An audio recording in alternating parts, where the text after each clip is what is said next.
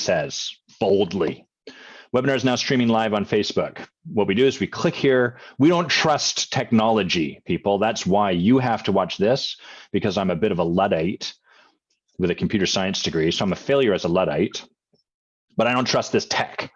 So I want to make sure that it's what it's telling me right up here. It says webinar is now streaming live on Facebook, but I want to see it on the Facebook. Okay, I can see it on the Facebook. It says I'm live. Great. We're in the butter. Oh, shoot. And I got to click here. Yeah, damn it. Click down. I want to go to this post videos live, because that way I can see the people. Otherwise, I don't get any reference point, and that's way less fun. Mute this. Okay, great. It says that there's 2 people watching. Wow, this looks really. Can you guys let me know if it's super foggy, what you're seeing? Because it looks really. I'm looking at me down here, and maybe it's looking a bit better now. It looks like the camera's picking me up, but let me know if it's unbearable quality. I don't want that. I want the good quality. So just let me know. I'm going to do the live pouring of the tea to start us off. That's get up there, tea. Okay, there we go. We can see it's happening. Don't worry, I'm going to give you a full view of the mug too. I know that's a fun part that we do here around these parts. It's fun. It's a neat thing to do. So here's the mug today. It's Q for my last name, Quiney. Hello, Maria. Hello. Is the video clean on your side? Does it look nice enough? I know it's not the perfectest quality, but when I first joined to look at it myself, it looked terrible. So let me know if this is manageable or if it's just unwatchable. So Q, first of all, I like my last name a great deal. It's Quiney. Growing up, there was but one Quiney where I lived in the phone book, and that was us. There's no other Quiney. And it's a very unique last name. There's quite a bit of Quinnies. There's Quincy's. What the fuck are those people doing? There's Quinleys. Are you kidding me? Get out of here. But there's not a lot of Quinies. There is one Adam Quiney other than me in the world at this point, based on Facebook, which is, it looks okay. Well, we'll settle for okay, I guess. Adequate is what we're going for today. And Adam Quiney, the Adam Quiney on Facebook looks, well, he's probably aged a little bit since I last saw his profile, but for a while he looked like a young doofus, which is probably how I looked when I was young, because I was a doofus when I was younger. Anyhow, so I dig the last name for a few reasons. I like its uniqueness. I like another fun fact is I don't have a middle name. So there is no, it's not like Adam Alfreda or Adam, I don't know why I used Bay's middle name, but Adam Gherkin Quiney or anything like that. It's just Adam Quiney, no middle name, which I like. I enjoy that part. And I like that there's a Q at the start of it. Q is a very unusual, unique letter. It's not used very much. Almost always succeeded by a U. Q and U are good buddies. So I like all those things. And I always thought, I was often surprised as a kid by the fact that the nickname I got was always Quiney. My last name is a fairly nicknameable last name. So everyone would be like, hey, Quiney, what's going on?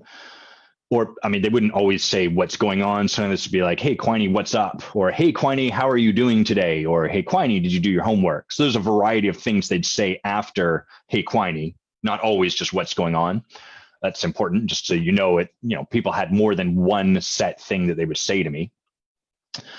But I always thought like, oh, you could like, what about cue ball or Q or I don't know. I guess those are the only other two names that I thought, but I was like, people could go beyond just my last name. Anyhow, it was a challenging time for all of us. We were all doing the best that we could. Let's have a sip of tea. Maria, I think you are our only viewer today. It's a very quiet Friday. I noticed that in my chat with my friends. Most of them are away camping or doing something. We're kind of, I guess last weekend was a holiday here. It was British Columbia Day. And I imagine that there's some kind of holiday somewhere abouts and everyone's kind of out. And during these times, people aren't really apt to stare at a computer screen like this guy is doing. You probably don't realize this, but I'm just staring at a picture of me talking during this. So you at least get to look at someone other than you. I just have to look at me. It's kind of annoying. Okay, well, what am I going to talk about before we get into it with Mia? And I mean really get into it. She told me she's going to be a real hard ass with me. So I'm looking forward to that. She didn't tell me that, but it'd be fun. This here is the printout for the curriculum I've created for the course that I've been sharing that I'm working on. There's lots of, look at all of those words. That's just for 1 week. What is this for? Let's take a look. Oh, this is week 7, supporting the yes. So this is a designed project for this course. And the reason I have a designed, like what I mean is there's a project design here. You can see the top, small e-course with a lowercase e. That's funny to me. I put that there as a joke because do you remember there was an era where you put an e in front of everything and that meant it sold? If you had like your e-life or something like that, people are like, ooh, my electronic life. I want that. That's cool. And then I've got a vision. I've got my intended results and then some timelines and a bunch of other stuff. So I think I'm going to share a little bit about this because I noticed that project design is like actually creating the structure to support us creating a project is, I have resistance to it. And I notice a lot of my people tend to have resistance to it. So I'm going to share a bit about it because I think it might be helpful.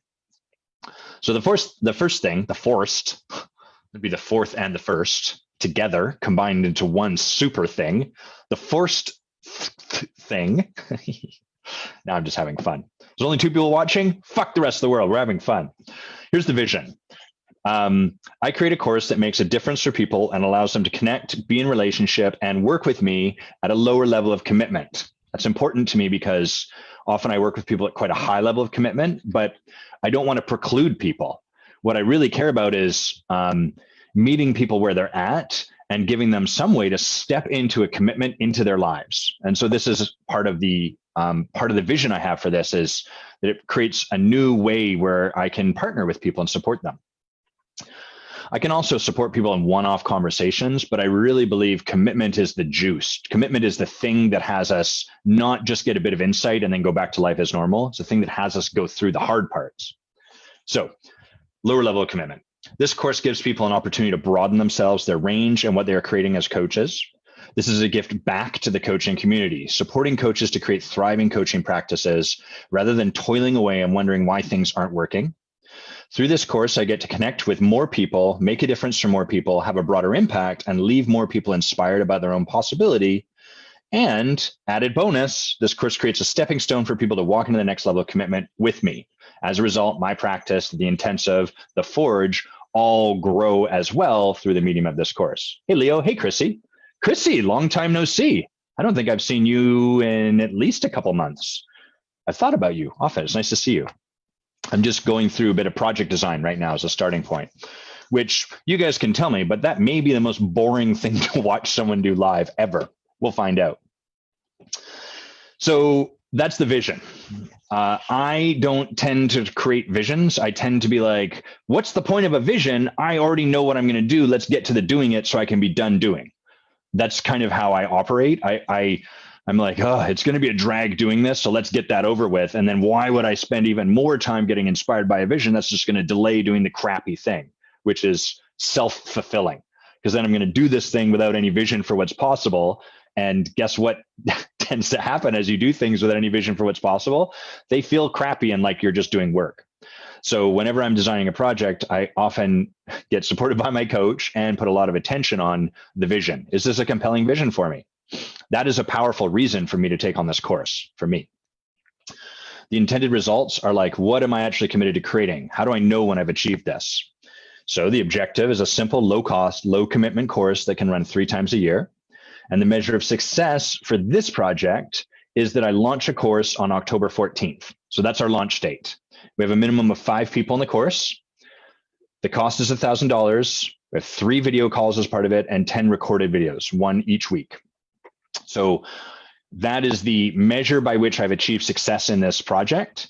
And you'll notice that's super like, that's not about a vision. That's about like, what are the nuts and bolts? How do we know if I achieved this? People will tend to resist this, especially when they're taking on a project that matters to them and that they're a little scared about. And so what tends to happen is people will make these grand gestures, like I create peace in Africa. I had someone that I got on the phone with. I'm like, so what do you want to create? It's like, I want clean drinking water for all of Africa. Great. Where do you want to be in a year? He completely couldn't get past that.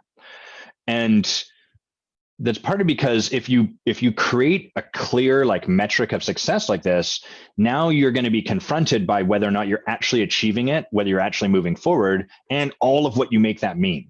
So if you have a story that missing a deadline means you're an utter failure as a human being and you'll never achieve what you want to achieve, which sounds a bit funny and silly, but that's there for a lot of us, then the thing that makes sense to do is avoid ever setting a deadline. And then you don't have to confront any of that stuff. You can just avoid it altogether. So creating clear measures of success, clear intended results goes a long way. And then we've got, I wrote a bit about the content. I've got timelines here for myself. I'll read you just a few, but every week I've got like milestones. So what do we have? July 22nd, I'm checking, this is a live accountability call, I guess. I'm checking to see like, hey, how am I doing on these? So July 22nd, I've scheduled all the video calls and I've planned out the 10 segments. That's done. July 29th, I finished this weekly check-in form. They're going to be a part of this so that we're all holding each other accountable in this course. That's done. August 5th, which is this week, enrollment begins and the Facebook group for this is completed. I don't think I've given that to my assistant to create the Facebook group, but that's not actually done. So we're a little bit behind there and I haven't yet started enrolling. And August 12th, 5 days from now, I'm starting to sweat here, 2 people are registered. So I got to get to work. I got some shit to do. And the magic of this is that it provides me an opportunity to take a look and say like, hey, am I on track?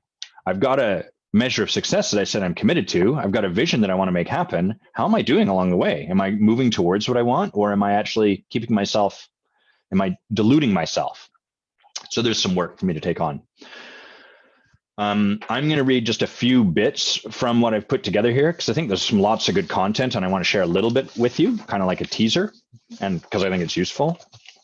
And then we're going to bring Mia on and we'll get to the live coaching. Let's have some tea first.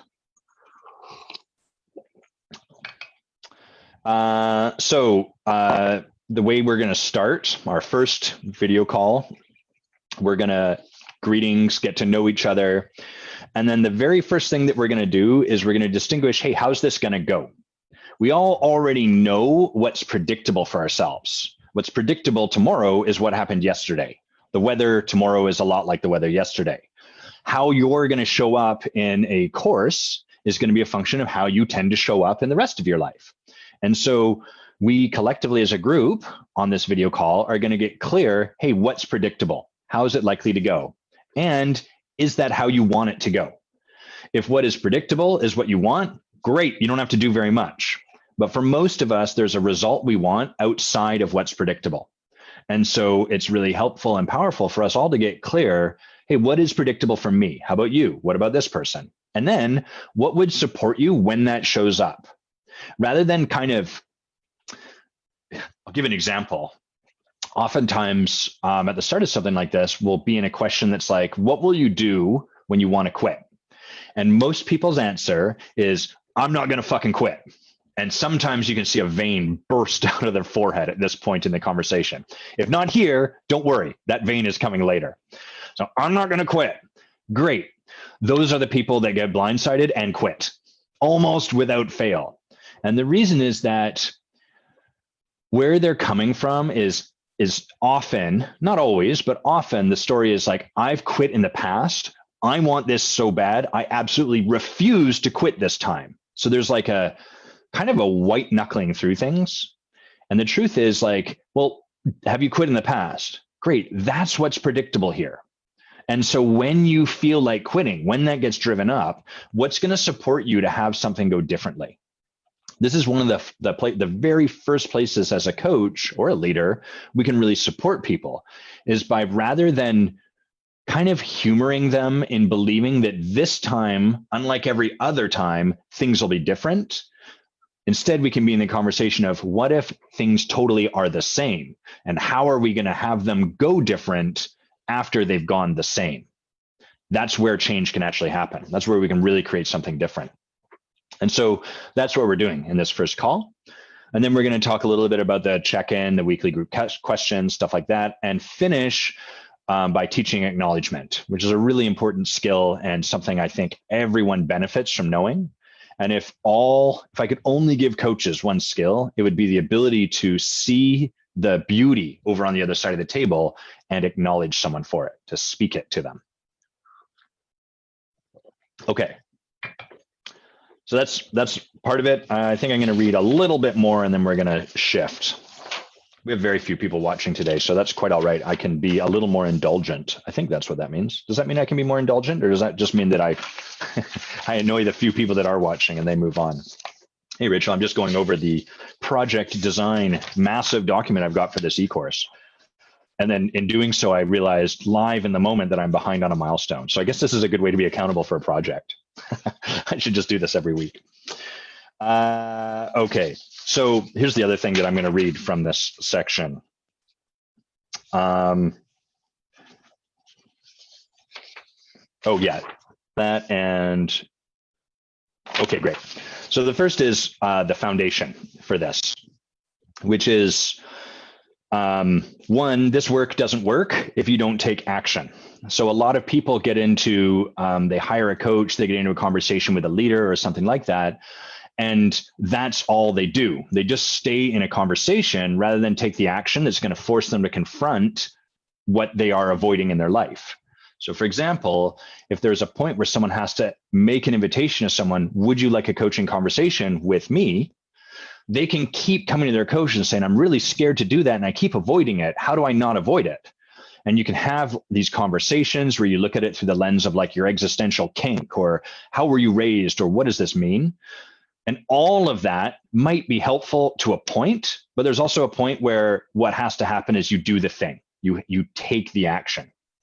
And so we want to really clear, none of this works if you don't do the work. So we're laying out the steps required here. And the point of this whole course is to get someone into action before they're ready. I don't mean that. That's not kind of like if I went to someone, they're like, I want to be a lawyer. And I'm like, great, go practice law right now. Not that kind of before you're ready. The before you're ready, like before you necessarily feel ready, whatever that means. So a great example of that would be that people will start training as a coach in a year-long training program. And if we were to tell them, start offering people a coaching conversation. You don't have to tell people you're a master certified coach or anything like that. Just start offering people a coaching conversation. People will wait the entire year before they're willing to do that. And all that does is delay you having to confront your fear for a year, at which point you're probably gonna have less support in your life anyhow, so you're even less likely to confront your fear and the cycle continues. So we really wanna get people taking action before this notion of feeling ready. And the other part that's important here that I think is worth mentioning, especially in the context of a course, is it's okay to be a little artificial in the process at the start. You know, a lot of people are like, this doesn't feel genuine. It feels awkward. It feels weird. I'm trying to follow these steps. And yeah, you will. You know, you're going to create all of this as your own in time and as you practice. But the way we start to learn how to do that is we begin by practicing. You know, like a great artist does not always color within the lines, but the way they learn when they want to not color within the lines is by first being willing to color within the lines. So there's a little bit of a willingness to start with it feeling awkward, feeling uncomfortable, and probably feeling a little robotic and artificial, and being willing to begin there. And then from that place, we start to get good at doing that. And then we'll start to find like, wow, now that I know that's the way I can go, I feel called in this direction. We can start to bring more of ourselves into it. That's where we start to move from the science of something into a little bit more of the art of it. Okay, I could talk for a lot more about that.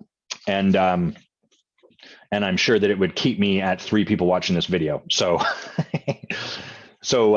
we're probably gonna, well, by we're, I mean I, and by probably, I mean definitely, I am definitely going to shift our conversation now and bring Mia on. So Mia, why don't you get that camera on, take that mic off mute. Let's get you up in here. Maybe she's gone. Have you left me, Mia? Oh, there you are. Bing, hello. Hello. Hello, how was that? That was good, actually. I felt like, I did. I not just wanted to. I started scribbling notes. Yeah. So I was like, oh, yeah. Great. It's neat to go through it because like I said, I'm really resistant to project design myself. So it's kind of a cool thing to out that, to put it out there, and it enrolls me in the practice when I'm sharing it. So that's cool. Well, how are you doing? I'm feeling, swishing my ponytail around. I'm feeling good, actually. I thought I would be, like really horrifically nervous, but I'm just like a small amount of nervous. A medium, or not medium. You didn't say medium. You said a small amount of nervous. Nice. Small, yeah, yeah. That's good. That to me always feels like that's how possibility feels for me. Like if I'm doing something where it's going to create possibly something outside of what I know, there might be something new available, then I feel a little nervous. And if I feel like confident, then probably means I'm pretty used to what I'm doing. And then it's time to get nervous again. It's often how I feel. Mm. Well, Mia, what? Well, two things actually. So we start together in the Forge in almost, I think, precisely a month from now. So that's kind of cool. So this is like a precursor to that. Yeah. So it'll be exciting to be there. Yeah, me too. I'm really excited. I think we've just filled our last slot. I'm pretty sure. So we're waiting for confirmation from that one last person, but that'll be cool. I'm pumped about that. On to more important things. What are you bringing for us to sort of grapple with? I would like to be coached around my attitude to money. I've been scribbling all sorts of different things in the last few days and decided about half an hour ago that money was the thing that I want to be coached around, and that's making my hands sweat. I mean, it is 30 degrees here, but it's definitely making my hands sweat. I love that you're in the UK, and so I don't have to do a conversion process to know how hot it is. I'm like, oh yeah, it's hot. I speak Celsius too. Yeah. I don't have to divide by the square root of -5 or whatever you do to get to Felt. I don't know how you work your way there. It was 33, but it's now dropped to 30. Whew. Okay. Well, so what is your attitude to money? Let's start there. I don't think I know quite what my attitude is. I know the practicalities of how I relate to money. I feel I don't have enough money. I made some changes recently and got a second job so that I would have all my bills covered. And I did that because I felt if I had that covered, I would then be able to go out and have the coaching conversations you're talking about more easily. So I started that job 2 months ago. I've had 2, paychecks from that. And that does make me feel more relaxed around money. But I feel like I've never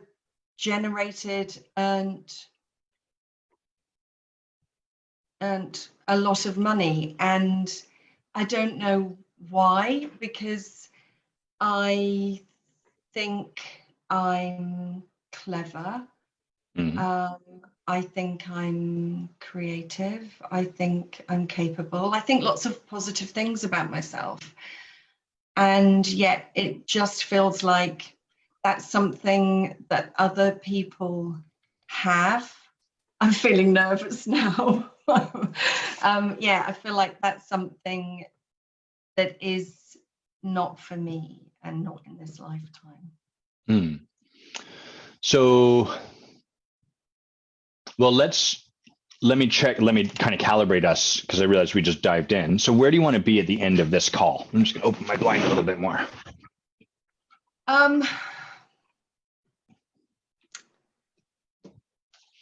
Well, just listening to your sort of preamble chat before I came on, I think I would like to be somewhere different in my head, but I think I would like to have the capacity to do something differently as well.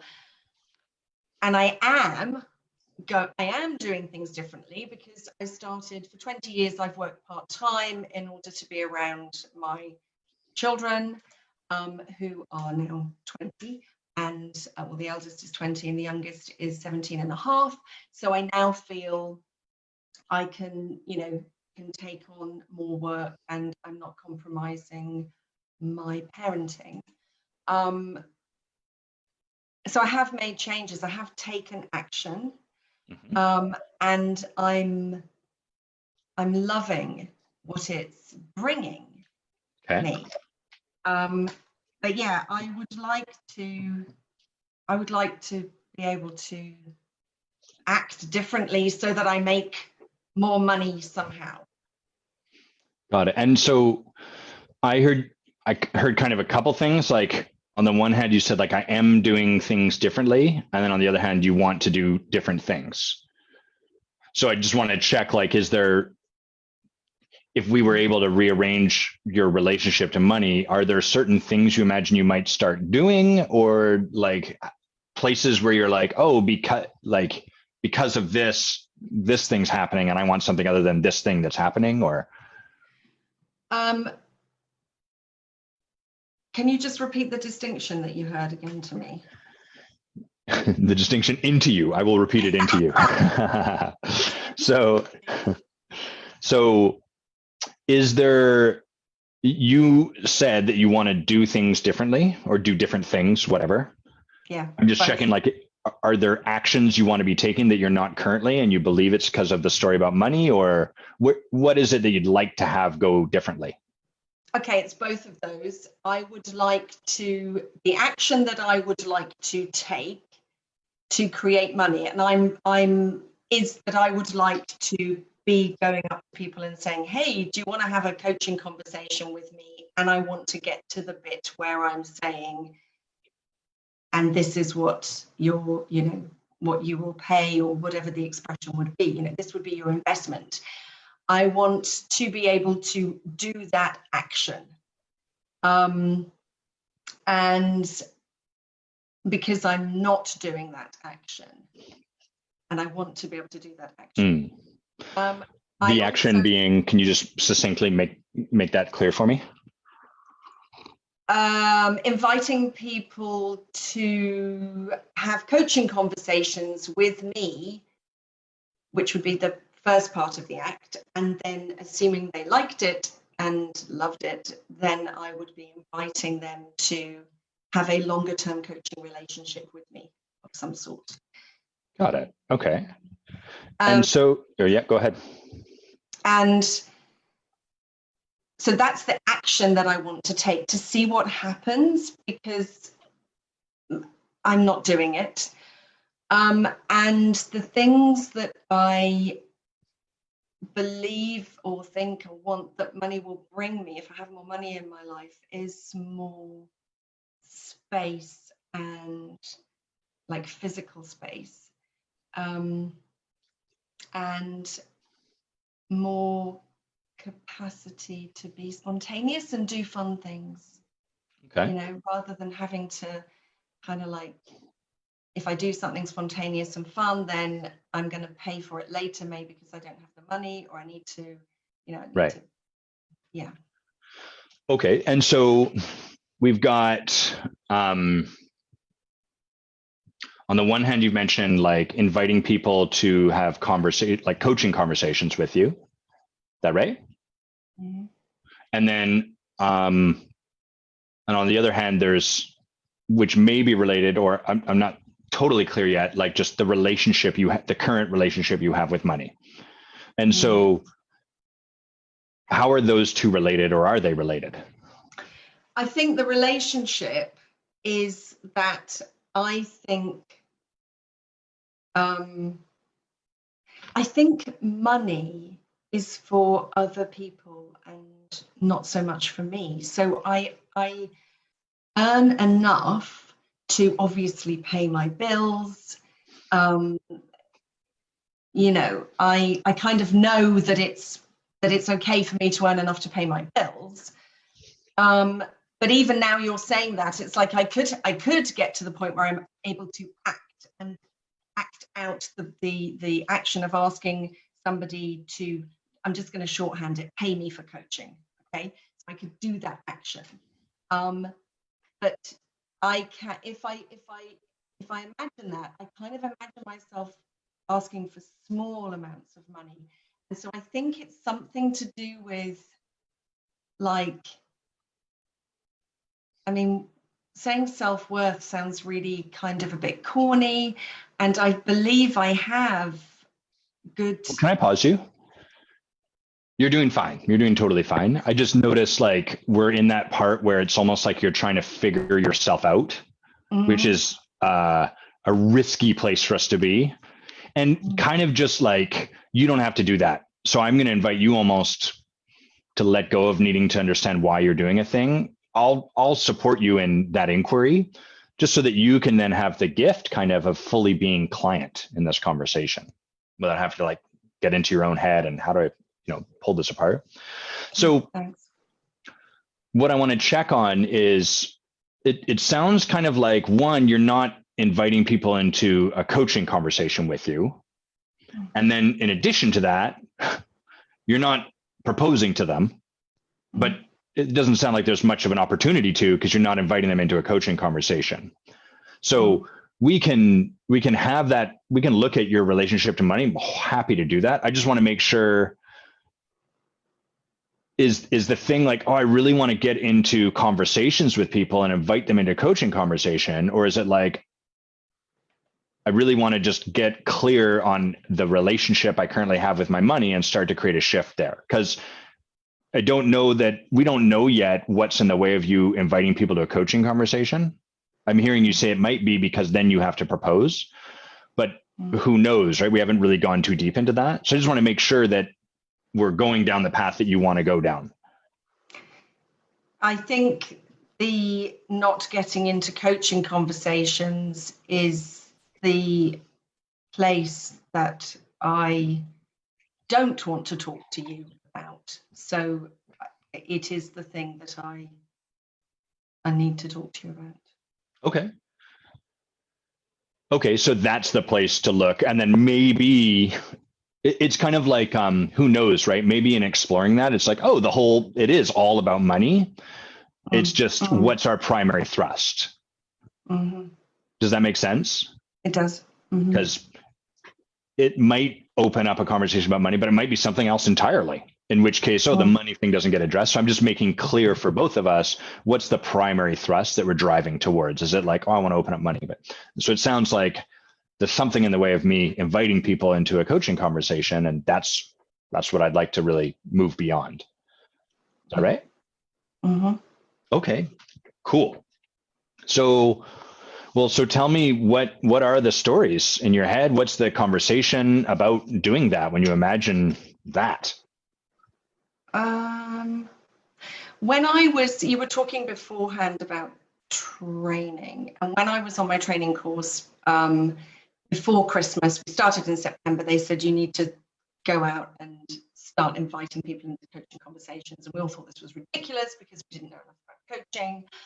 And I went out and started just seeing opportunities to have conversations with people. And I felt really safe in doing it because I was training. So I didn't have to kind of like say, I'm brilliant at this, or I felt there was no expectation that I was brilliant at it. Anything like that. It was just, I'm just practicing. Is it okay if I have a coaching conversation with you? And I picked up all of the coaching clients and hours that I needed, just like easily. It was so exciting. I felt like I was going to say like I was on a treasure hunt. But yeah, it just felt really exciting, and it felt really free. Like freeing. I didn't feel restrained. I felt really Can I pause you? So it's great. It sounds like there was a time when making an invitation to people felt all of this way, but now it doesn't. So help me get clear, like what's distinct between where you are now and where you were when it was easy and free and you kind of did it, it sounds pretty effortlessly. Then I was training. So I could say in the conversation, I'm training, I'm on a course, it's part of my course. So I kind of had, I was going to say a script, kind of had a script, but it was true. You know, I was on a training course. And what's special about the fact that you're on a training course? Like, what does that provide you? As a result of the fact that I can say I'm training, then what? You will not expect me to be particularly good because you will know I'm still on my training course. Great. Okay, so it's kind of like, don't get your hopes up. I'm new at this, but yeah. Okay, great. Yeah. Great. Okay. Oh. And so what's the story about when you make this invitation now? Like the conversation you're in with yourself about like, oh, if I go to talk to that person or make an invitation or whatever, what's the story about that?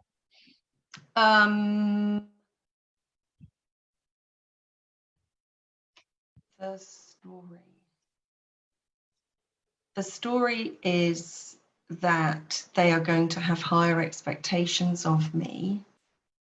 So I'm kind of chipping away at it because I've taken another job, which means I don't need to coach for money. Because do you remember the question that you're answering? No. Okay, great. Great diagnostic. So I asked you, what's the story about this, about inviting people, about whatever? And you said, oh, they have high expectations of me. That's great. That makes sense. That's part of the story. And then you went into a conversation about like what you're doing to try to address that. So I kind of want to set aside everything you're doing to try to address it. We're not in right now. What we're just looking at is like the belief you've created about this thing. Make sense? So what else? What else feels true for you? I'm going to invite them and all of these things. That I will fail, that they won't think it's all that great. And what will they think it is?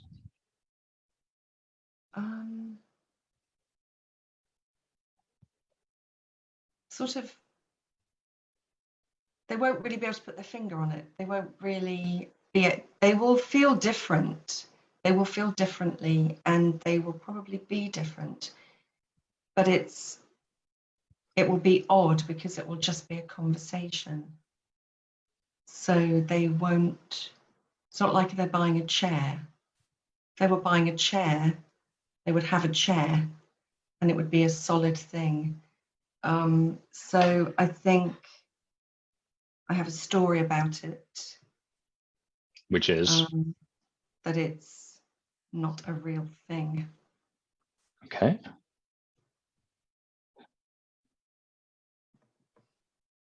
So it's not a real thing. And therefore, so part of where I'm curious is right now we've got like, they'll think it's not that great. They'll think it's not a real thing. What is that's like the negation of something, right? So if something's not great, it could be good, it could be excellent, it could be exquisite, it could be bad, it could be horrible, it could be everything under the sun other than great. So I want to get you to your belief, and it sounds like a disempowering belief. Is that fair? Your disempowering belief has like crappy stories, right? And I want to get us to what is the crappy story? So they'll think it's not that great. Yeah. And what will they think it is by virtue of that? Okay, that's hard. Hang on. They will think it is, they'll think it's quite nice. They'll think it's, it was a nice conversation. They'll think it was, quite relaxing. maybe. What's the crappy story? Yeah, that's the crappy story. Yeah, they'll think it was, it was quite nice to have a chat. They won't. Yeah, they'll think it was quite nice. They'll think she's nice. She asked some nice questions, but I don't really know what happened. That those are the positive statements that are the opposite of the negative statements I made, I think. Well, let me reflect your disempowered story. Okay. They'll think it was nice. They'll think I was nice. They'll think they'll be quite relaxed and they won't really know what happened. Yeah. Okay. Doesn't sound that disempowering over here.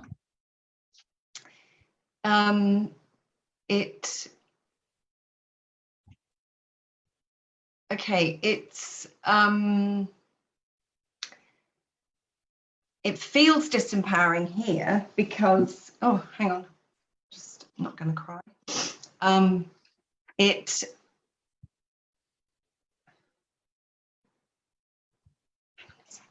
Yeah.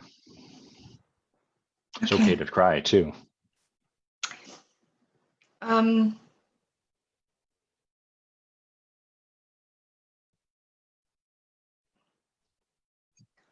Okay. It's disempowering for me because that's not what it is.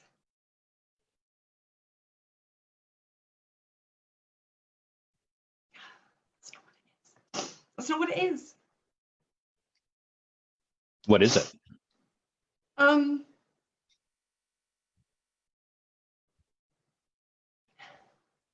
Okay, what is it? It's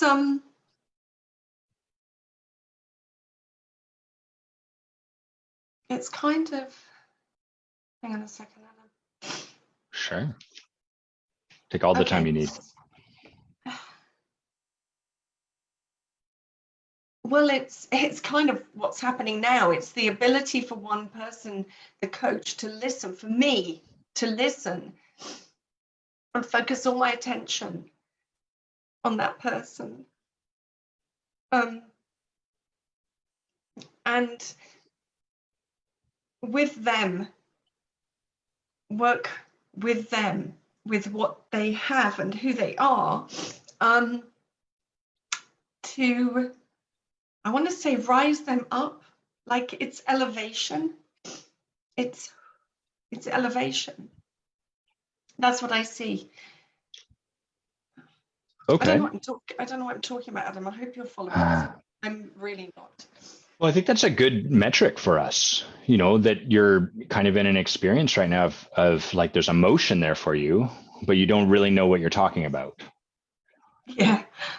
What are you afraid, like from that place, people might conclude about you or about what you're trying to do?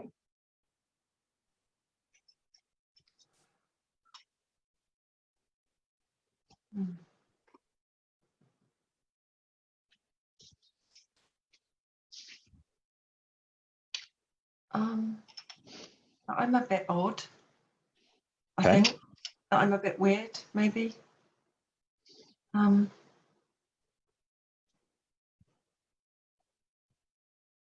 Yeah, I'm a bit peculiar. What's that? I'm a bit peculiar. Okay, a bit peculiar.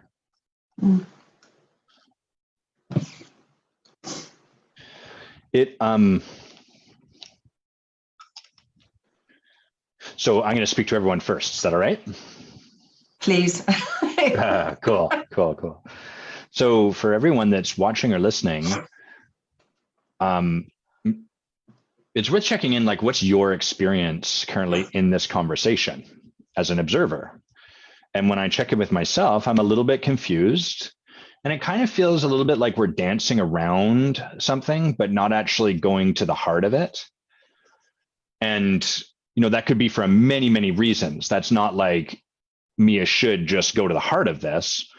But nevertheless, that's what I'm present to, is like, oh, it's not a real thing. They'll think it's not that great. I'm a bit weird, I'm a bit peculiar. And for the emotion I felt from Mia relative to the story, what I'm present to is the emotion felt really poignant. And the story that I'm hearing from Mia feels very milquetoast, very tepid, kind of lukewarm. Do you know what I mean, Mia, when I sort of describe it that way? It's like, oh, Yeah. I'm a bit peculiar, I'm a bit weird. Yeah, Mm, okay, so am I. We should have a beer together. But mm, like, so mm. what? And I don't mean so what like rhetorically. I mean literally. So what? People think you're a bit weird and a bit peculiar. Is that the thing that's really stopping you, or is there something else here that we haven't yet uncovered? Um,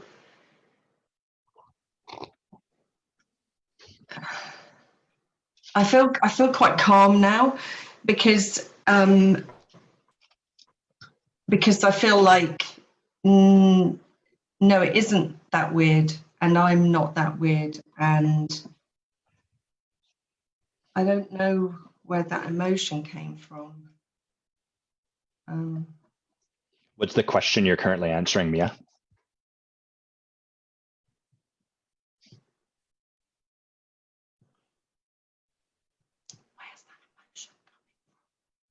where's that emotion coming from? Okay, cool. Let me share let me check in with you first. Like, I can feel your tenderness. Is there anything you need in this moment? No, Okay, no, cool. I'm Yeah. fine. Yeah. Oh, you're doing beautifully. And I get you're a strong woman. That's one thing I immediately am clear on about you. So if you see me keep brushing my mustache, it's at the length where it's poking me in the nostrils. So I'm not surreptitiously picking my nose, and I apologize for the impact over there. So I get I get your strength, I get your capacity. I just want to make sure that we're not stepping over the emotion if there's something that it needs, maybe love, tenderness, whatever. So the question I asked is, you've got like emotion arising here, and then the story you're describing is kind of lukewarm. Mm. Like if a kid was bawling their eyes out and we're like, what's wrong? And they're like, a cloud came into the sky. And we'd be like, oh, really? Is that it? Like, is there more here? Or because there's clouds all over the place and they're always around. Is there more to what's got you? So my question is kind of like, that's where I'm bringing our inquiry is like, I'm curious about that disconnect I'm feeling between the emotion that's arising for you and what you're describing is in the way. Yeah. Yeah. And what I don't even know if I'm saying the right things. You are. But I'm curious about that disconnect too. And I feel like I am I feel like I'm holding something, like a huge force, and I am holding it down. Uh-huh. In this moment? Yeah, and a lot of the time, actually. Yeah, Yeah. but definitely in this moment, I feel like there's some huge force that wants to come out, and I am containing it. I'm containing it. I'm containing it. Yeah. I'm present to that feeling too. Yeah. Kind of like,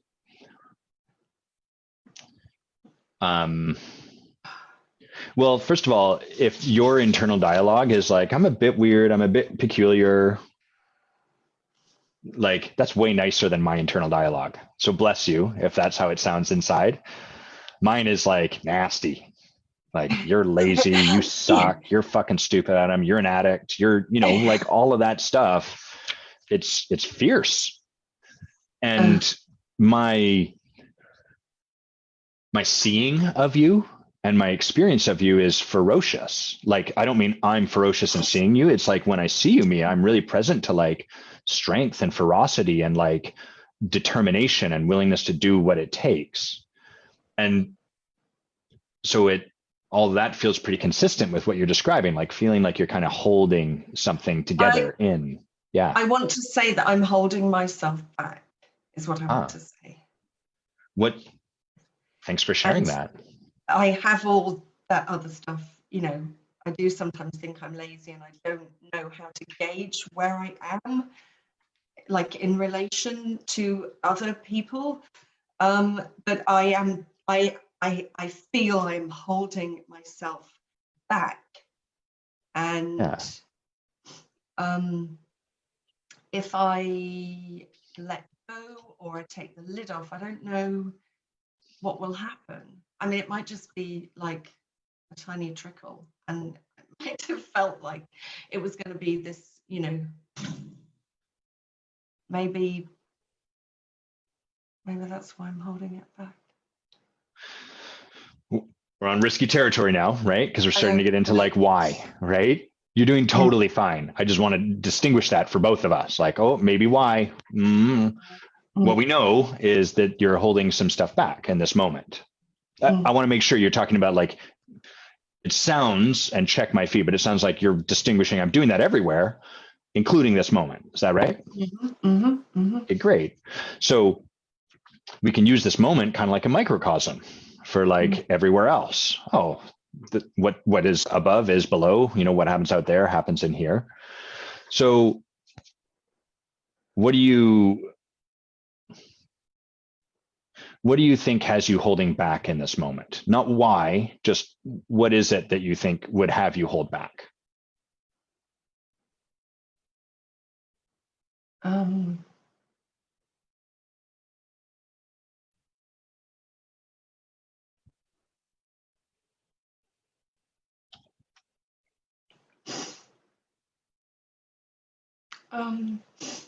That I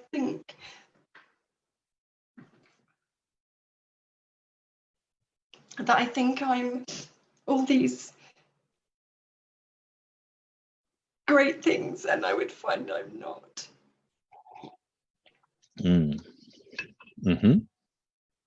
I think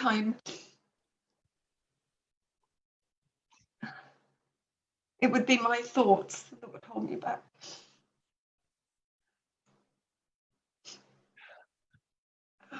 I don't want to cry. Is there anything you need to give yourself permission to allow that? I think it's already happened. Yeah. No, thanks. It's a great metaphor though, isn't it? You know, you're like, what is there for you in this moment are tears, and you don't want to let yourself cry. And so it occurs kind of like there's what's going on for you, and then there's trying to hold it back.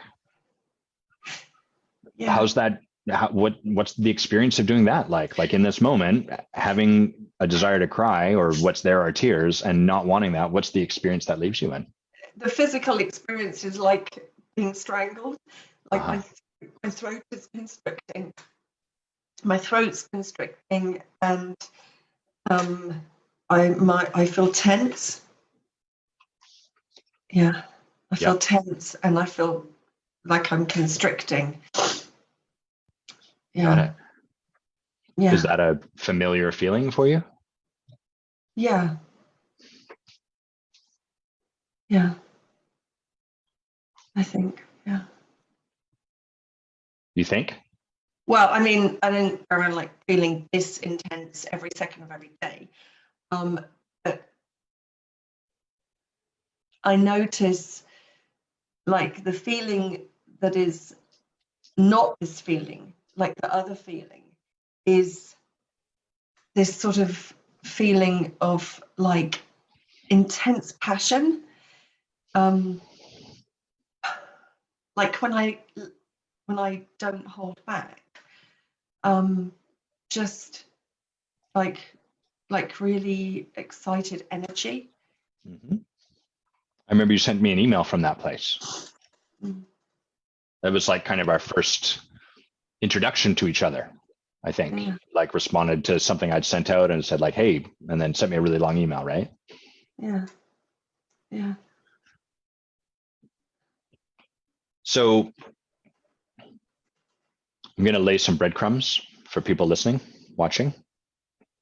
Where we started with Mia was, what does she even want? And we kind of got to the point like, oh, there's a money conversation maybe to have, but like really the thing she wants to do is get in more conversations with people where she's inviting them to a coaching conversation, then coaching them. And we started to look at like, okay, what's in the way of that? What's the story operating that has Mia not inviting people into a coaching conversation? And as we've explored that, we started to look at like, okay, great. So what is that story? What's the negative story you're telling yourself? It's typically like our beliefs start everything. From our beliefs, if I believe that people find me rude and obnoxious when I have a conversation with them, then my actions are going to be consistent with that. I'm going to avoid having conversation with people.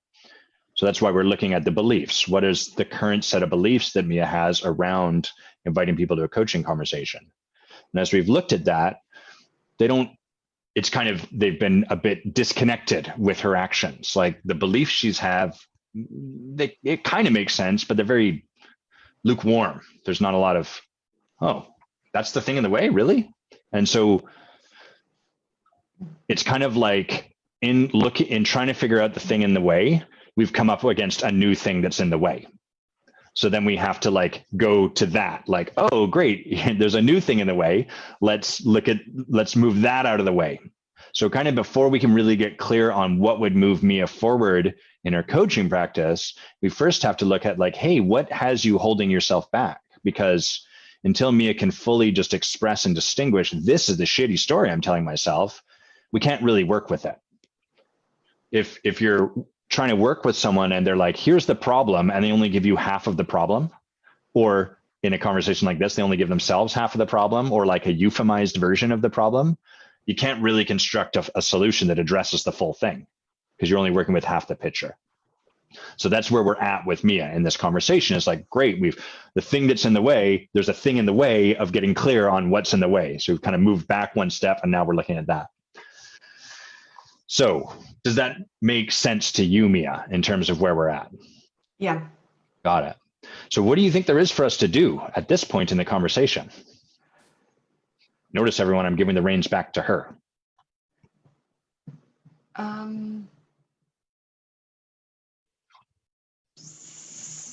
Somehow, like, I don't know, flick a switch or ask a question or something happens that I'm not holding myself back.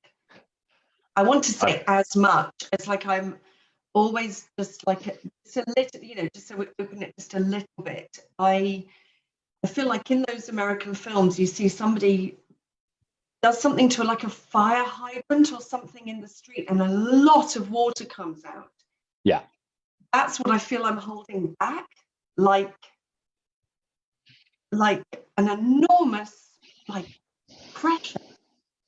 It's like some kind of enormous energy. Yeah. I'm holding back. And I don't know if I'm frightened of the energy or what it is, but I feel like I'm going to die at some point and I want it out.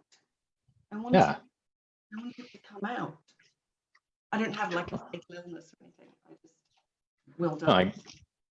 I got you. Maybe adjust your mic. Your voice is getting a little soft, or it could be something other than your mic. Just a test there. Can you hear? Yeah, you sound great now. I notice it cuts in and out a little bit. It might be a bit of a faulty mic or something. Okay. So, I really get that, and certainly relatable, right? Like what I know is true about humans is there's always going to be more fullness of expression available, right? Like in a way you could couch it like the tragedy of the human condition is we're infinite in our capacity to express and finite. Sorry, let me make sure I got this right. Infinite in what we can express, like the possibility of what the human can express is infinite, and our capacity to do so is finite, no matter what. there's always going to be an edge for us to step over, and then we get to express more of who we are. So I really get it, like just from even a conceptual level, and then I get in this moment and this desire to express more. And Jess is saying she can totally relate to resisting the tears in the moment. That sort of desire too. So what would get expressed if we were able to do that magic thing where we push the button or flip the switch or pull the lever or whatever? What would you then in this moment be expressing that you aren't currently?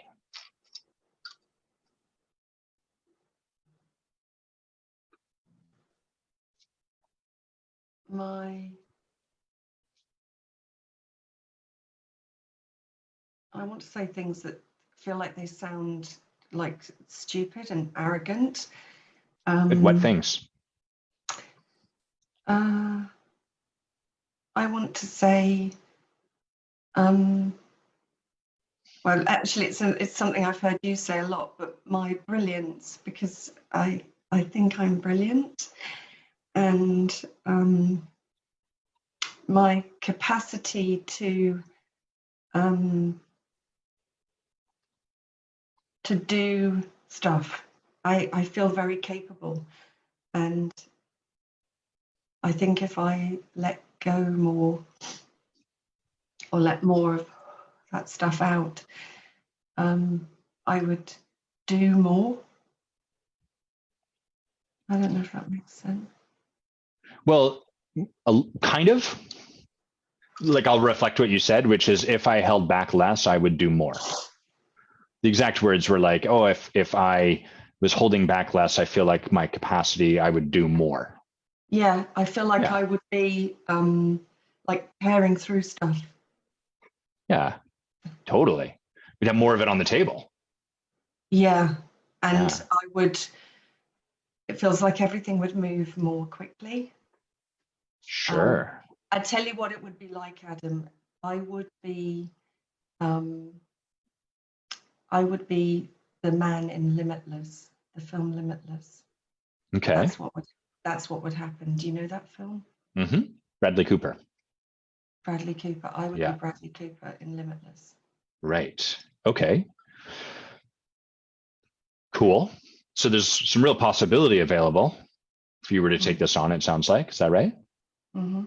Okay. So what are you, by holding back in this moment, what are you avoiding?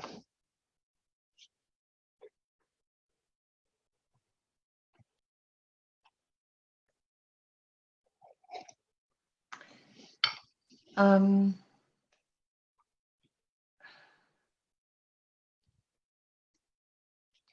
avoiding, I was going to say being an arrogant arsehole.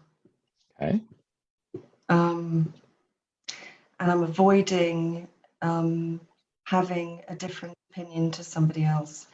And I'm avoiding hurting people. And I'm avoiding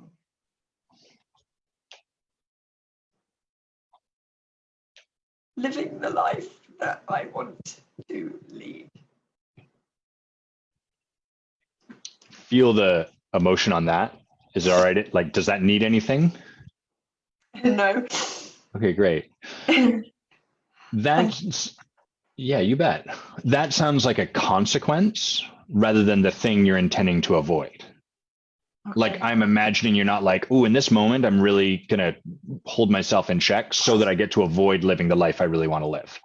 That's probably not what's happening there, I'm guessing. So it's totally fine, right? It's good information too. It's just there's the payoff. So by holding yourself back, you avoid being arrogant, you avoid being an asshole, you avoid hurting people. The consequence is you don't get to live the life you want to lead. Yeah?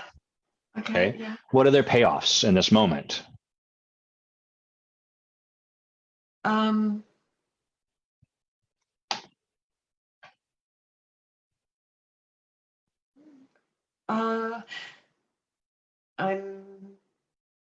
neat and small. Okay. Contained. What was that word? Hang on. contained. What's the payoff of being contained? I don't have to upset anyone. Great. If I bust out, I'll upset someone. Great. Okay. How you doing? Great. Great.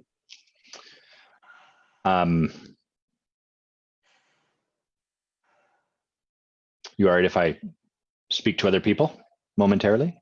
Yes. Cool. You're doing great. So this conversation where we're at with Mia is a beautiful example of why I think coaching can really be at its best in a ongoing, committed container as opposed to a one-off. Because we're getting through some stuff here with Mia, and absolutely this thing sounds like it's really in the way of a lot of what she wants. It's in the way of living the life she wants, blah, blah, blah.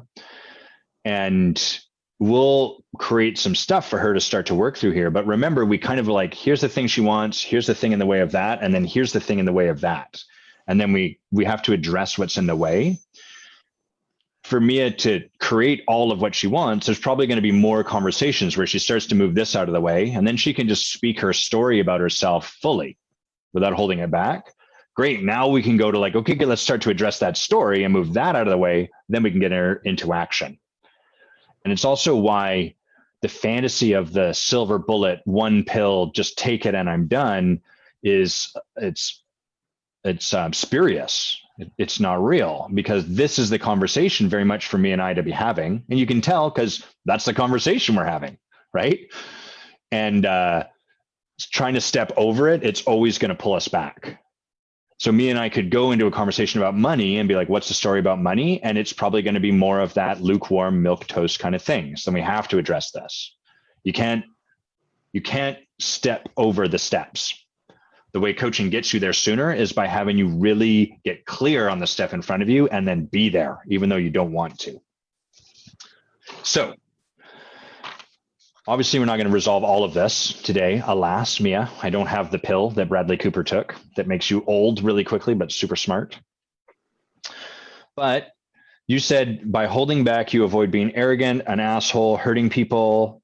You get to be neat, small. You don't upset anyone. That true? Uh-huh. Great. Are there times where you are arrogant?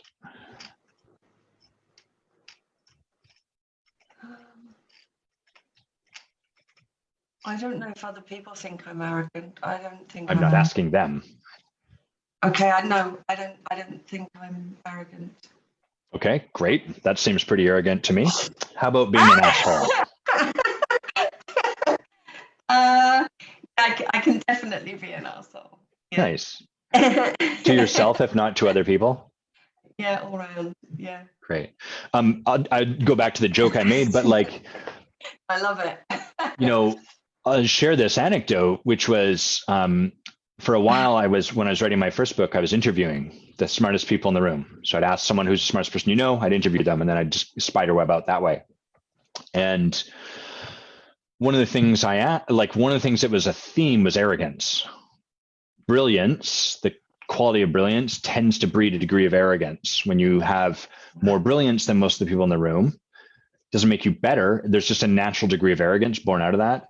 Just like when you're more generous, when you're the most generous person in the room, there's a degree of righteousness born out of that. Like, oh, you only donated 1% of your, I tithe 10% of my, blah, blah, blah. You get the idea. So these aren't bad things about the people. They're not a condemnation. It's the shape of the shadow cast by a particular light. I was interviewing people, and I was asking, like, one of the questions I asked was, what would you change about people if you could fix these people out there in the world?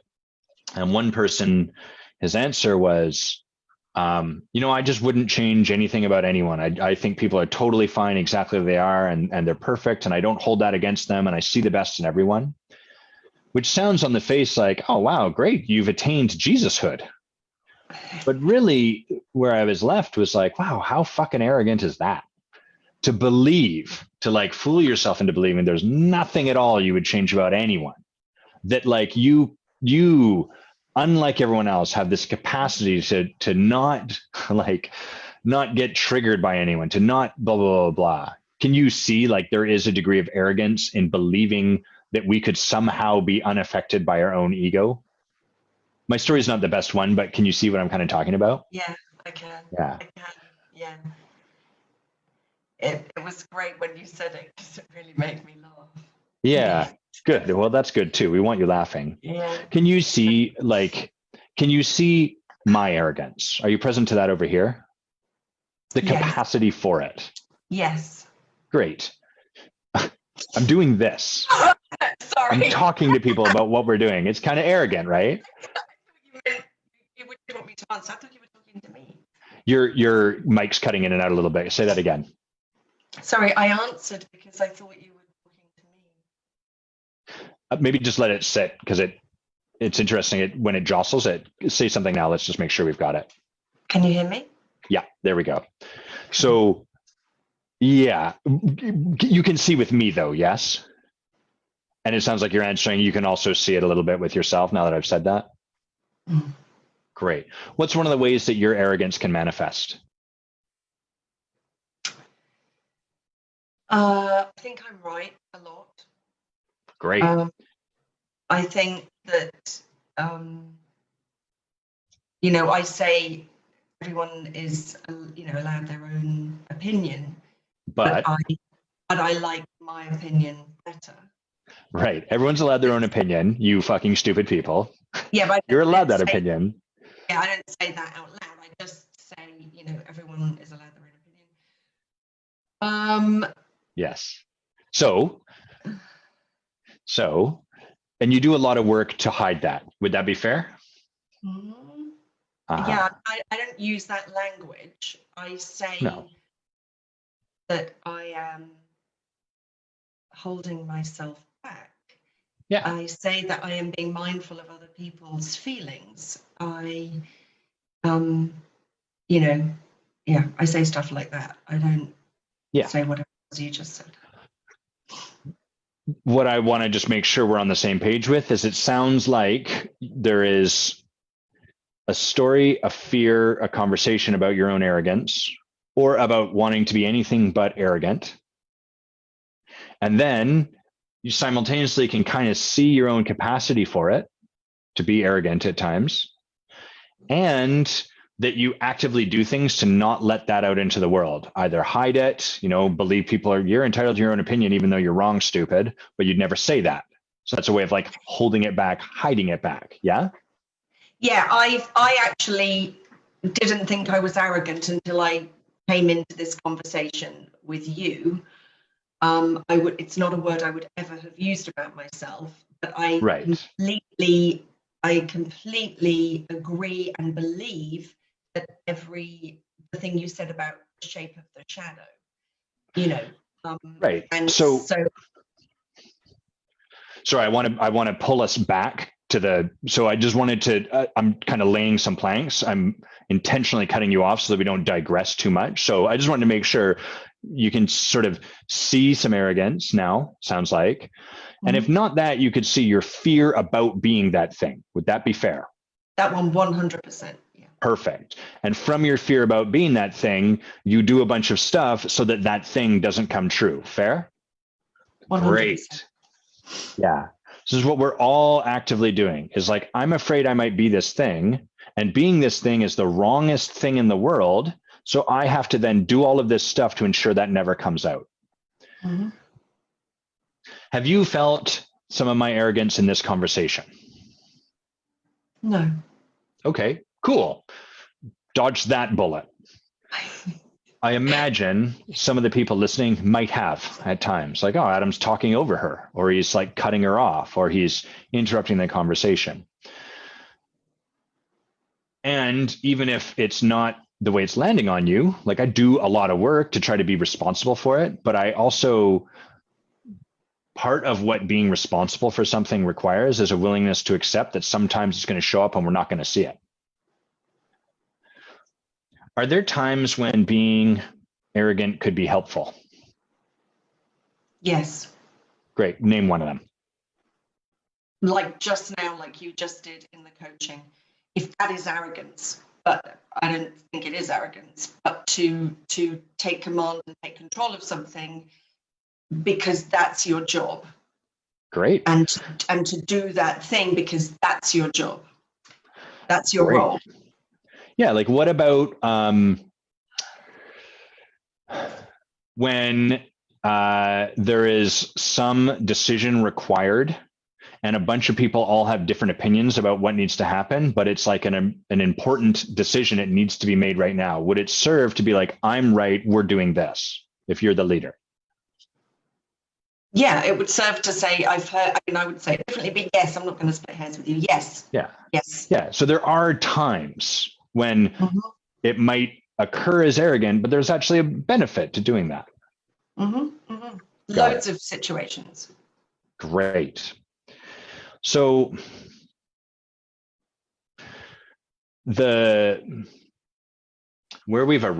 where do you see we've arrived at in this conversation? That's a better thing for me to do. I see in that second when you said that I do not see myself as a leader. I see myself as, and regularly joke that I am a minion. Okay. So that's kind of what you took from that moment I shared. How about but like from this conversation that we've been in for the last hour, where would you say we've arrived?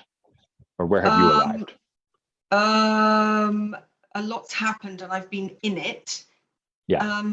I have arrived, I don't know, Adam, where I've arrived. I've arrived like I feel a bit less scared. I don't, oh God, I'm just going to say some stuff and then I feel a bit less scared to allow that thing to happen. Okay. A bit less inclined to do the covering up and a bit less scared to let the stuff out. Okay, great. Yeah. Well, I don't know if it makes sense. I'll tell you what you said. You feel a bit less scared to let the thing out. Does that make sense to you? Okay. I almost feel like I've been given permission. Great. So let me just, here's where I see we've gone is so that you can kind of see with some altitude. We started with like, oh, money is the conversation to have. But then you also mentioned, well, I'm not like, I think money because I'm not inviting people to a conversation about coaching because I'm afraid I'll have to propose to them. So we're like, okay, well, is it money or is it getting into conversation? We started with that. Then from there, as we kind of asked like, well, what's the story about getting into a conversation with coaching? You had a bunch of emotion, but we're kind of holding back because what we distinguished from actually sharing the fullness of your story. And from that place, we started to look at like this holding back thing. What are you holding back? What are you trying to protect? What are you trying to prevent from happening? As long as I hold back, I don't get labeled arrogant. I don't get labeled an asshole. I don't hurt people. I'm neat, small, and I don't upset anyone. And where we've looked at is from there, basically just looking to see if you can get present to the times when you actually are these things, not to condemn you for it, but just so you can see part of your humanity at play and to get that they're not always a bad thing. So let me put a few things on the table and then we'll kind of wind down, okay? We could spend our whole lives trying not to be something. We could spend our whole lives trying not to be arrogant. We could spend our whole lives trying not to be an asshole. And what we get is a life that is the expression of trying not to be an asshole, which is different than a life that is the expression of expressing your brilliance. Kind of like you could spend an entire football game playing to not lose. The other team puts the ball in our net, that's bad, so we'll play to not lose. We will have the greatest defense in the world and we'll have zero offense. And that team at the end of the year, their track record will be the expression of having played to never let the other person score. So at best, what's the result in a game that they're playing? 0-0, right? We have no offense. We just passed the ball back and forth between defenders, but they never scored. Or we can play our game with a commitment to win, which means at times we may get scored on because we are willing to be scored on in service of going after winning. This is making sense so far? Perfect. The football analogy is perfect for me. Yeah, perfect. Great. So, and did you like how I called it football rather than soccer? Yeah, I like that. Very on the continent of me. Very. So, culturally aware. Yes. So, first of all, one of the gifts that's available, I believe, for humans is, I'm making some assertions here. These are my beliefs. You don't have to take them on. My invitation is to try them on, like you try on a coat and see how it fits. My first is that a human is everything. We are the capacity to be all of this stuff. Now, what we tend to do is we condemn a particular quality in ourselves because that's what we were trained in, and then we condemn it in other people. So we're like, that person's a bully, and then I would never be a bully.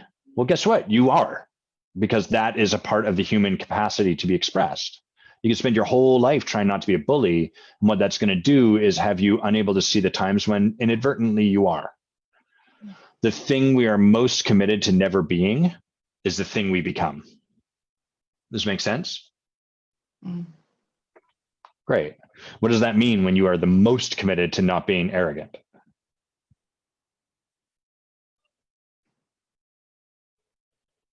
What's the upshot to that?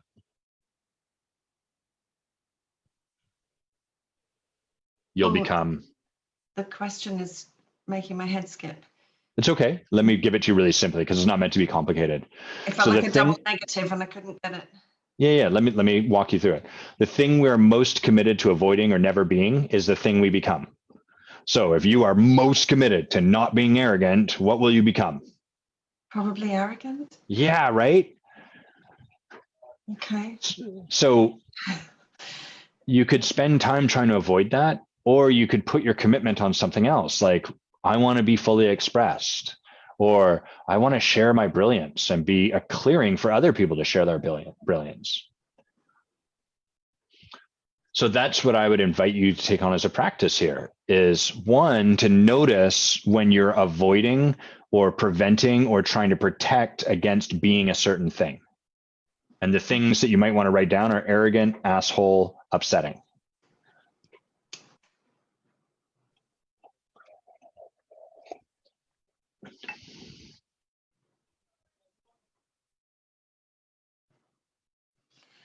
Got it. And instead, in those moments, you might just check in, like, what is your commitment in terms of life? Is it to never be arrogant? That's a totally fine commitment. It'll just give you a life that is the expression of never, ever being arrogant. And there are some things that we want in life that might require a willingness to be seen as arrogant.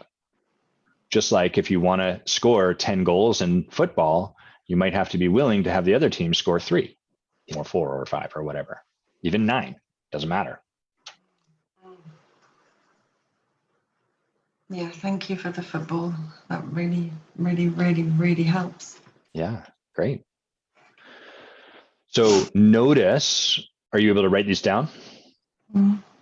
Notice when you're avoiding being arrogant, asshole, or upsetting.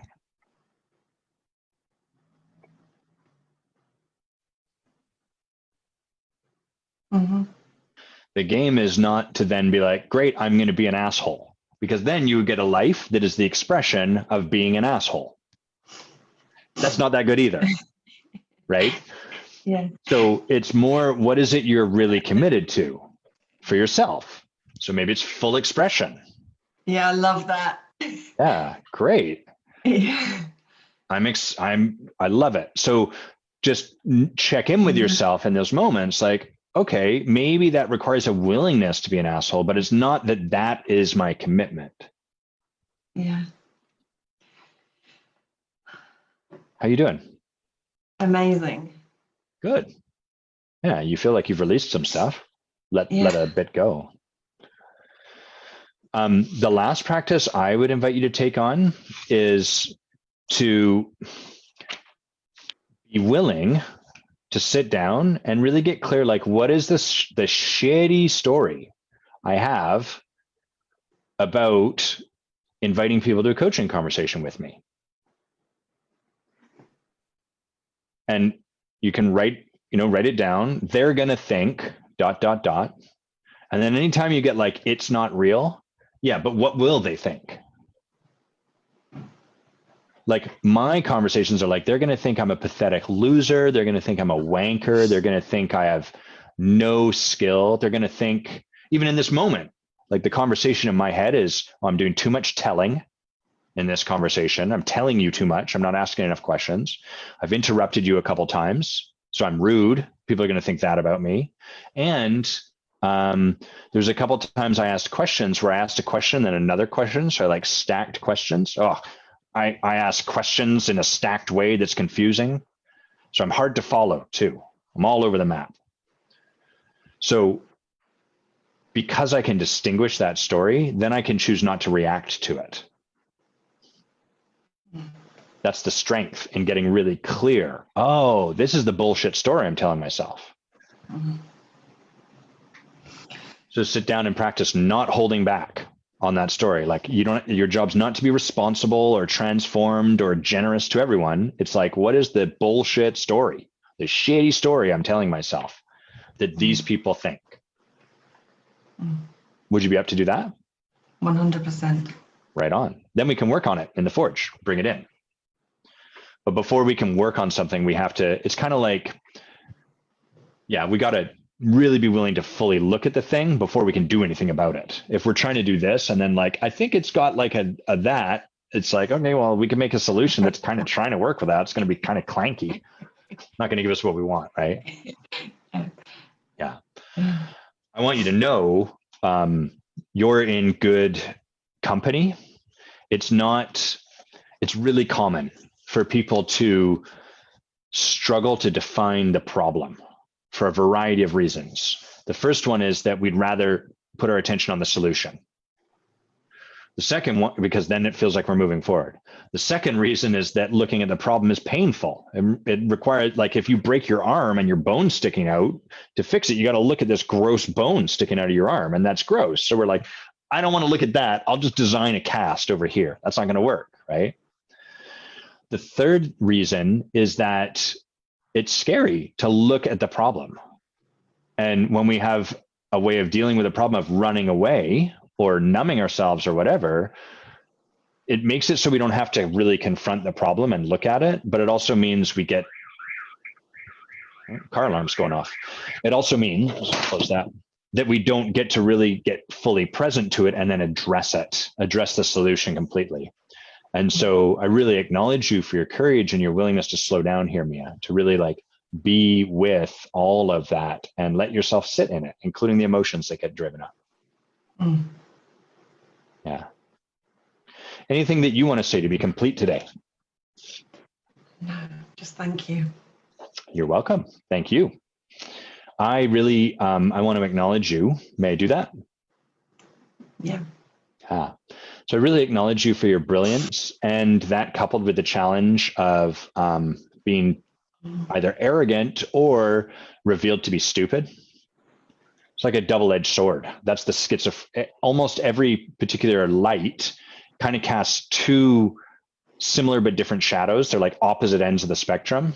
You can think of the spectrum like that. So they actually meet at a very close place. So it's like, if I really own my brilliance, then I'm going to come off as arrogant, or people will like laugh and be like, you dummy. And then I'll feel stupid, and then I'm stupid. And so in both those situations, it's like, you know what? I'm just not going to put myself out there.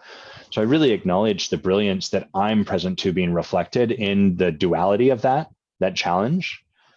I acknowledge you for the courage it requires to be in a call like this and to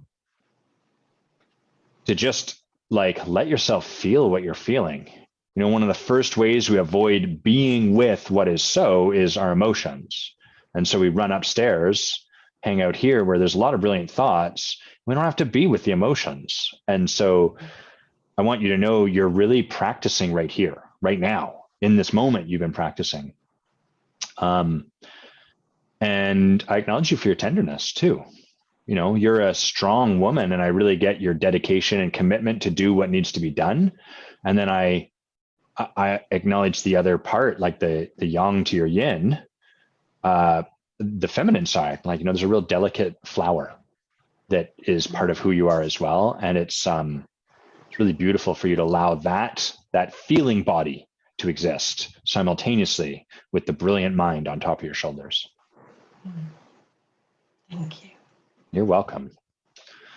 Anything that's present for you? You know, if we shift to a little bit of a debrief here, like, is there any particular place you thought we were meant to go or were going to go and didn't, or any experience you want to share partway through? I had loads of stuff scribbled down beforehand, which felt really complicated, and money somehow felt clean, but it wasn't clean, and it wasn't. So it wasn't the clean thing that I thought it was going to be. Yeah. So I'm aware of that. I'm aware of. I just really enjoyed it, even though it was cool. Like horrific at points. But you know, I really enjoyed. I just really enjoyed it. Thank you so much. Yeah. Me too. It's challenging too. I was talking to a friend of mine, not challenging, maybe, well, arrogantly, I have a belief about why you think it might have been, why you think I think it was challenging. Nothing to do with you being difficult. The challenge for me in this conversation was letting go of where I thought we ought to go. So you like started with that money thing, and I'm like, great, let's look at that. But then, oh, is that the thing? And am I doing bad coaching? Like, is this my agenda? Am I pushing us over in this direction when Mia really wants to look at money? And coaching can get really heavy and burdensome and crappy for the coach when they're attached to the client getting somewhere, or to the call or the conversation going in a particular direction. And hey, like I think you are, Mia, I love solutions and moving people forward and breakthroughs and all that cool shit. And they happen. And I notice they happen a lot sooner if I let go of needing them to happen and just really trust, you know, this what gets connected here, and let go and let us go to what shows up. And when we do that, the beautiful thing, I'll finish talking in a sec so you can say stuff, but like the beautiful thing is that it always goes where it needs to go. We always find out where we need to go. Please, what did you want to say to that? It was brilliant when you said to me, that's kind of like, you know, hold on, give your mic a jiggle, because you're talking about something I did that's brilliant, and I want everyone to hear this. Yeah, okay, stop doing it now and test. Can you hear me? Yes, kind of. It's a little wobbly, but we're going to trust it. How's that? Oh, that's perfect. Yeah, there you go. Okay, when you said to me, that's kind of lukewarm, and you had this massive emotion come out about something else, and to call that out, and that was brilliant for me.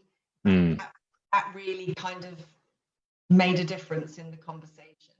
I'm going to repeat what you said, because you might check the connection in your computer while I do this. But so me, it was just saying it was really brilliant when I called out the discrepancy between the emotion she was feeling and the lukewarmness of that story. Is that right, Mia? Yeah, your mic's back now, by the way.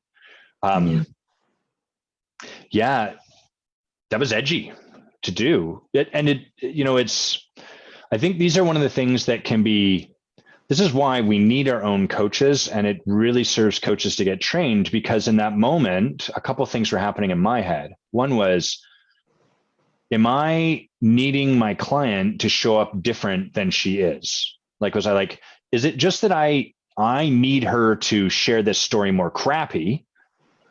And so it's my agenda. That was one thing.